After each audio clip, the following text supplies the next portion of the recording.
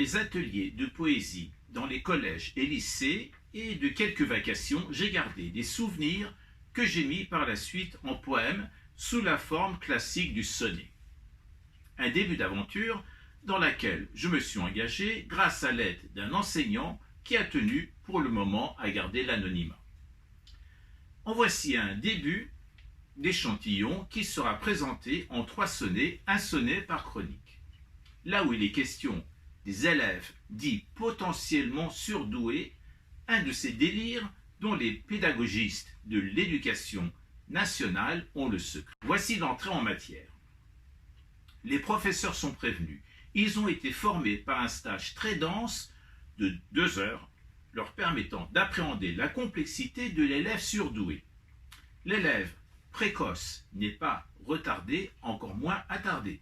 Il est là, en classe, parfois rêveur, parfois dessinateur, ou bien encore parfois lecteur d'un livre que vous ne lui avez pas demandé de lire. Mais les consignes sont là.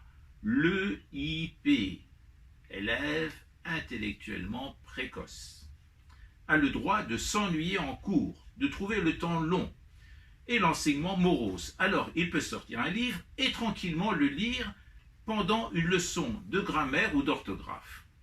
Il peut tout aussi bien dessiner s'il le souhaite, car l'EIP est ainsi fait qu'il ne peut supporter l'ennui.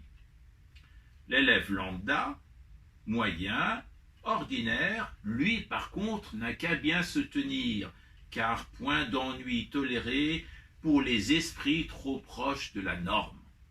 Et voici le poème. Le talent est en lui bien ancré dans ses gènes. Les consignes sont claires, ne pas le contrarier. À la grandeur du siècle, son destin est marié. Il convient de choyer, ses lubies sont sans gêne. Le surdoué ne suit que sa précocité, c'est au maître d'en suivre la voie et la tendance, devant un tel génie, assurer l'intendance, tirer sa révérence en ses capacités. On reste stupéfait qu'à lui seul le marmot sache brasser ainsi des mondes de savoir, sans réclamer autour un signe ni un mot. Il peut tonner, vanter, il peut grêler, pleuvoir, le prodige par ses dons demeure possédé, c'est surtout pas au prof de venir l'emmerder. Un sonnet que j'ai écrit à Paris le 23 août 2017. Et voilà, tout est dit. Si cette chronique vous a plu, n'hésitez pas à la partager, ni d'ailleurs à vous abonner à ma chaîne YouTube.